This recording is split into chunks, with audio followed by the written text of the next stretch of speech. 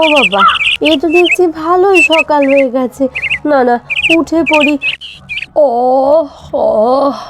এ কি, কাল রাতে ঝড়ে তো দেখছি উঠোনের কি হাল হয়েছে।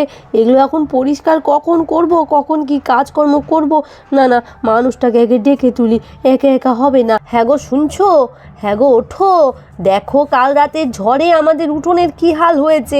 ওঠো ওঠো গো, ওঠো, আর ঘুমিও না। হ্যাঁ গো, শুনছো? মালা, একটু ঘুমোতে দাও তো। কি সাত সকালে শুনছো শুনছো করছো, কি হয়েছে কি? হ্যাঁ, তা তোমায় ডাকছি কি আর সাধে? দেখো উঠোনের কি হাল হয়েছে কালকের ঝড়ে। ওঠো গো, ওঠো। তাই তো দেখছি উঠোনের কি হাল হয়েছে। আর দেখেছো কতগুলো আমও তো পড়েছে। যাও যাও, তুমি যাও, আমি উঠছি। তারপর রাম আর মালা দুজনেই ঘুম থেকে উঠে বাইরে বেরিয়ে আসে। এসে দেখে উঠোনের অবস্থা তো বেশ খারাপ। কি অবস্থা! হ্যাঁ, কত আম ধরেছিল গাছে, কাল তো দেখছি সব আমই প্রায় পড়ে গেছে। হ্যাঁ গো, দেখেছো কত আম পড়ে গেছে। বলছি এই আমগুলোকে বাজারে নিয়ে গেলে হয় না? সাত সকালে এত ব্যস্ত হতে হবে না, আমি দেখছি। তুমি করো, কাজকর্মগুলো করে নাও।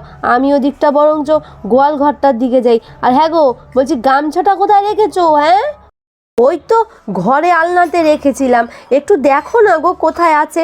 আমি বরঞ্চ কাজকর্মগুলো সেরে নিই, বাসি কাজ কখন সারবো। যাই, তাড়াতাড়ি করে উঠোন টুটনগুলো পরিষ্কার করে নেই।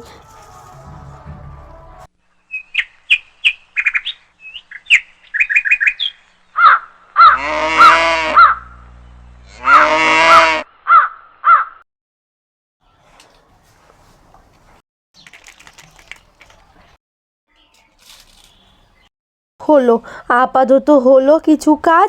এবার রান্নাঘরে যাই। শুকনো লঙ্কাগুলো পুরো ভিজে গেছিলো, বারান্দায় রেখেছিলাম। আবার তোতা পাখির যা উৎপাত, এসে আবার খেয়ে না যায়। যাই, আমি বরঞ্চ রান্নাঘরে যাই।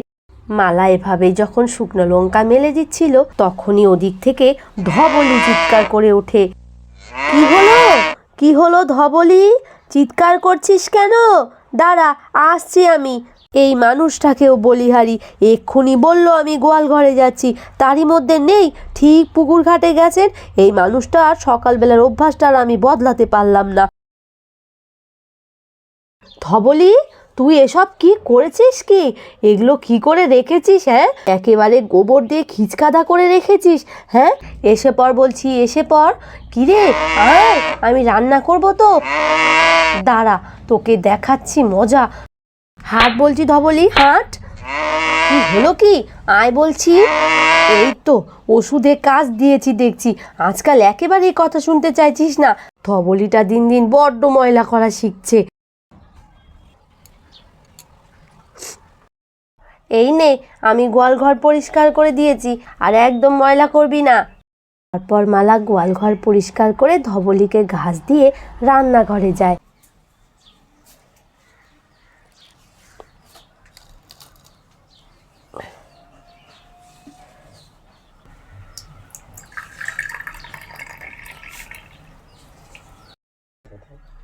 ভাতের জলটা ফুটতে থাকুক, আমি বরঞ্চ চালটা ধুয়ে ছেড়ে দিই। তারপর মালা যখন এভাবেই চাল ধুতে থাকে, মালার বাড়িতে পুটি এসে মালাকে ডাকতে থাকে। মালা কাকি, ও মালা কাকি, কই গেলে গো? ওমা, আবার তো দেখছি ভালোই শুকনো লঙ্কা মেলে দিয়েছো গো। ও মা, পুটি যে, আয় আয়। কিরে, কেমন আছিস রে? আয় আয়, আয় মা, আয় আয়। এই তো ভালোই আছি, তা তোমরা ভালো তো? তা পাখি কোথায়? হ্যাঁ, এ পুটি, বসে পড়।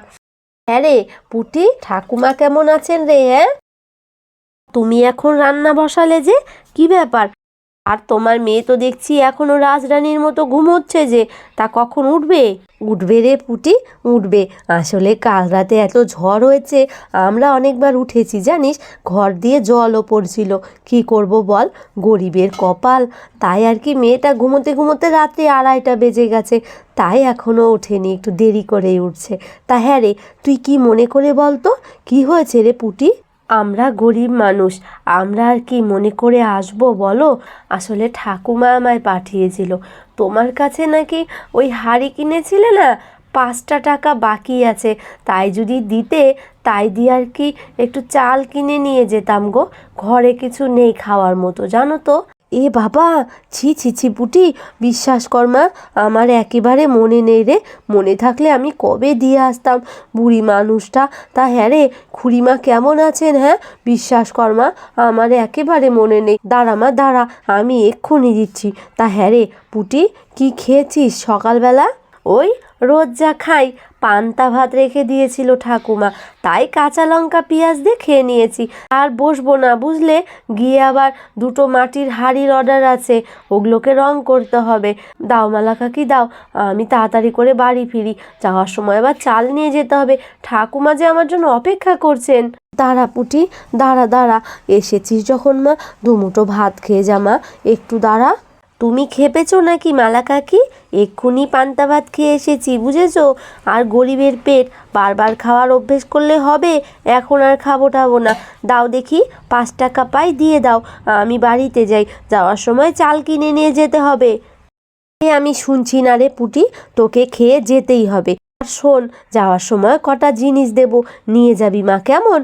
তা আমাদের মতো গরিবকে তোমার মতো গরিব আবার কি দেবে গো? আমরা তো সবই ফাটা কপাল নিয়ে জন্মেছি, আমরাও গরিব, তোমরাও গরিব, তুমি বা কি দেবে মালা কাকি? সবই তো বুঝি, তোমার সংসারেও তো কম অভাব নেই। আমি যা দেই দেবক্ষণ, এবার একটু চুপটি করে বস দেখি। তারপর এদিকে যখনই মালা পুটিকে এভাবে বলছিল, আর ওদিকে তো পাখি উঠে বলে, এটা তো দেখছি পুঁটি দিদি এসেছে। উঠে পড়ি। পুঁটি দিদি, তুমি কখন এসেছো গো? তোমার সেই পাখিটা না আমার খুব পছন্দ, জানো তো। আমি এখনো যত্ন করে রেখে দিয়েছি। দাঁড়াও, আমি তোমার কাছে আসছি। হ্যাঁ রে, আয় আয়, কখন থেকে বসে আছি, আর এইমাত্র তুই ঘুম থেকে উঠছিস? নেমে আয় নেমে আয়। পুটি, তুই বরঞ্চ বস মা, কেমন?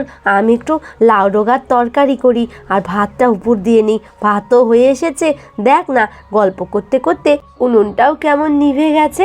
যাকগে, আমি বরঞ্চ ভাতের মার গেলে নিই। হ্যাঁ মালা কাকি, নাও নাও, তুমি বরঞ্চ মারটাকে গেলে নাও, নইলে আবার ভাত নরম হয়ে যাবে আর খেতে পারবে না। তারপর মালা যখন নিভে যাওয়া উনুন থেকে ভাতের হাঁড়ি নামিয়ে নিয়ে কড়াই বসিয়ে দিয়ে মার গালছিল, আর এদিকে তো মালার স্বামী এসে বলে, মালা শোনো, একটা কথা ছিল মালা, এদিকে এসো। ওই দেখছে মার ফেলছি, তারপরেও মালা এদিকে শোনো। তা হ্যাঁ গো, কই গেছিলে? হ্যাঁ, সকালবেলা উঠিয়ে বললে গোয়াল ঘর পরিষ্কার করবে, তার তো আর নামই দেখলাম না। কই যে বেরিয়েছিলে, এইমাত্র বাড়ি ফিরলে, তা কি হলো? হ্যাঁ, এত ডাকাক কিসের? একটা কথা বলে দেখি শান্তি নেই, একটা কথা বললে 1000 রকমের কথা শোনাবে।